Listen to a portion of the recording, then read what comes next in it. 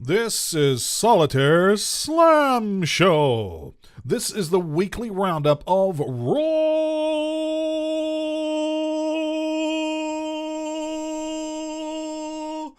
Holy hell.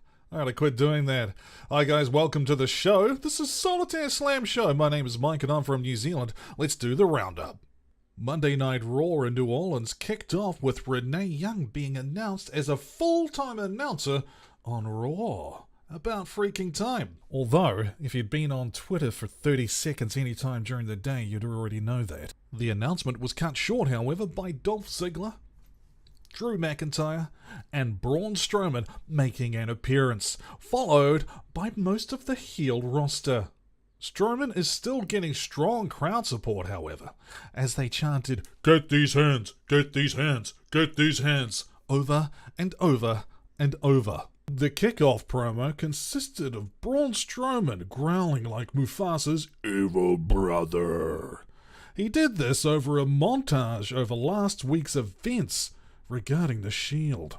And just like Scar would have done, he calls the heel roster his dogs of war. Of course, the Shield turns up. Boo! And Ambrose seems to have a sack of axe handles, or equalizers, and the Shield proceeds to lay waste to the dogs of war. They all have a bit of biffo, and of course Dolph, Drew, and Braun skitter off backwards up the ramp. Meanwhile, the Bellas have arrived, and they go off to their backstage YouTube set, which seems to have been graffitied by the Riot Squad. Then, of course, there's a break. Back from the break, Baron Corbin is surrounded by policemen, and he threatens the Shield with being arrested. Again? Seriously? Again? Seriously? Yes, seriously. Arrest. Again. Not only that, he also threatens Seth Rollins and Roman Reigns with forfeiture of their titles if they don't leave the arena immediately. Of course, they leave, because that's what the Shield do. Pay attention to the rules. Yeah. They're the greatest rule followers in the world. Next up, Nikki Bella takes on Ruby Riott in the first official match of the night. Of course, a commercial break cuts into it early. Gotta make them dollar y'all. Dollars y'all. Of course, Nikki takes out the match in what was a pretty damn good match. After another commercial break, though, they take the time to promote the heartwarming story of the Connor's Cure kids. Big Show, showing up hopefully in his ring gear, finishes the segment off by introducing all of those kids to the world. I genuinely hope that they can find funding for all the research that's needed to help these kids. Following that gem of a moment, there's a recap of Shawn Michaels, and there's a montage of his segment last week when he was talking about Triple H and The Undertaker and their match at the Super Showdown in Melbourne in Australia in October. AOP then joins Drake Maverick in a backstage pep talk before it goes into another commercial break. After the words from their sponsors, AOP slaughters a couple of locals who are dressed like Christmas candy canes. Num num num num. Following this, a little time is given to promo Jeff Hardy and Randy Orton's Hell in a Cell match. Meanwhile, after that, a stretch limo arrives in the driveway, the door opens, and Triple H makes his dramatic entrance as we head into the last ad break of the hour. Triple H then kicks off with a promo and his scary face and says, "I will put you down," when he's talking about The Undertaker. Scary face is scary. After some jaunty commercials, the B-Team have their rematch with Ziggler and McIntyre. Unexpectedly, the B-Team put up a bit of a fight with a couple of near falls. Not unexpectedly, they're stomped into the ground. Then, of course, Dean Ambrose and Seth Rollins turn up to ruin the celebration. Yay. Seth Rollins, in a somewhat convoluted backstage segment, then tells Baron Corbin that making up allegations is illegal, or some such crap. I don't know, I kind of clicked off halfway through it. The most interesting part of it all, however, was that when the sheriff was left on the last shot, it panned down to his name tag and it said G. Ambrose. Shortly after that, Kevin Owens makes a little bit of a return and he's walking down the ramp as, you guessed it, commercial break.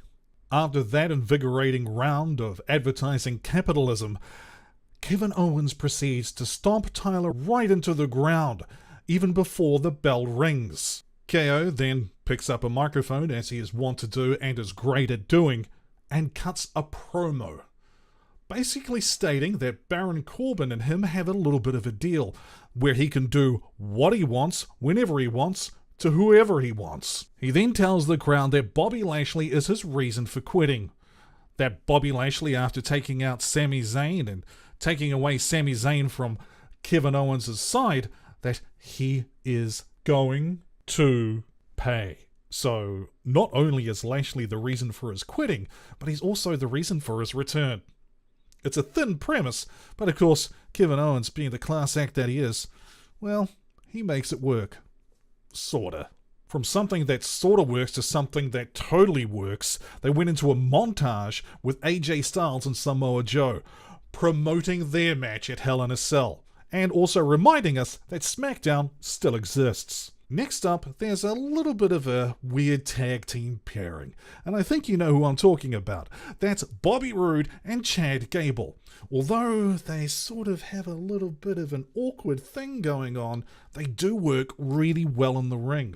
They proceed to take apart the Ascension again in another pretty convincing match of how good Chad Gable is. Now, as we're getting into the last hour, people get a little bit tired, but the crowd goes absolutely berserk when they see Ronda Rousey and Natalya backstage training.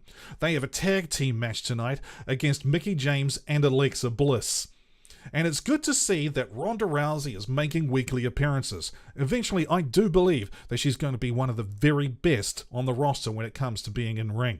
Of course, she submits Mickie James with an armbar, and when they raise their arms to celebrate, Rousey took a boot to the ribs from Alexa Bliss. Foreshadowing. SmackDown then gets another nod as Charlotte and Becky get a little bit of a promo for their match at Hell in a Cell. Meanwhile, Elias is then backstage. His little segment is interrupted by Braun Strowman, who is apparently rampaging around, trying to find Roman Reigns. I'm Godzilla, where is Mothra?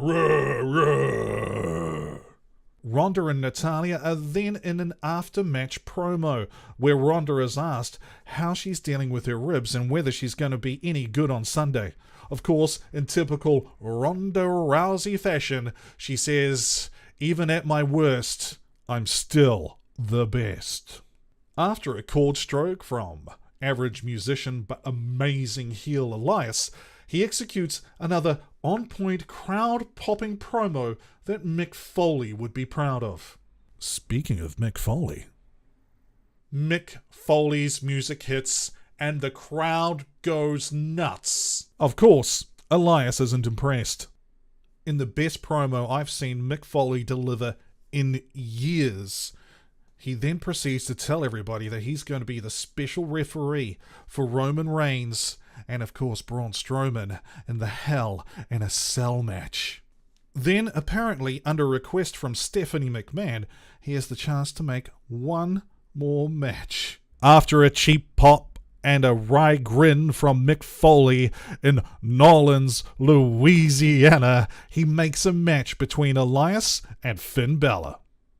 Finn Balor and Elias then put together a fantastic match with much back and forth and back and forth. And Finn finally takes out a much-needed victory with a roll-up win.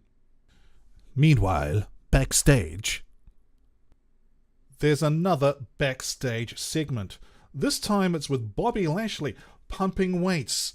1, 2, 3, and 4.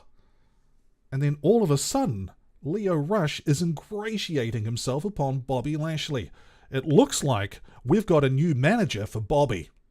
After that, and just before the final commercial break, Braun is stalking Roman Reigns. Just after that commercial break, Braun takes the microphone and he calls Roman Reigns a coward. Of course, Roman Reigns eventually turns up and they have a bit of a biffo, a bit of a punch-up, a bit of a slam up against the Titan, a bit of this, a bit of that, a bit of this, and then finally, just when it looks like Braun Strowman is about to take out Roman Reigns stands up on top of the announcer table and does a huge Samoan drop into the stage just below the desk. Of course, much to the chagrin of IWC nerds everywhere, Roman Reigns then gets up and stands tall as the credits roll. Well, guys, that's it for Raw on the 10th of September 2018. That's right, it was a hell of a show. Well, I thought it was. What are your opinions on it? Did you like it? Did you like what happened with Braun Strowman and the way he was sounding a bit like Scar from The Lion King? If you've got opinions, then make sure you put them in the comments section below. Tomorrow, we'll be doing a little bit of a live stream reaction show with SmackDown, so make sure you're here for that hangout. And if you're new to the channel, why not hit that like? Hit that subscribe. Join in on the fun. Join in on the discussion. Anyways, guys, my name is Mike, and this is my channel, Solitaire Slam Show. And as my grandmother used to say, wherever you are, wherever you may be, always let the wind go free.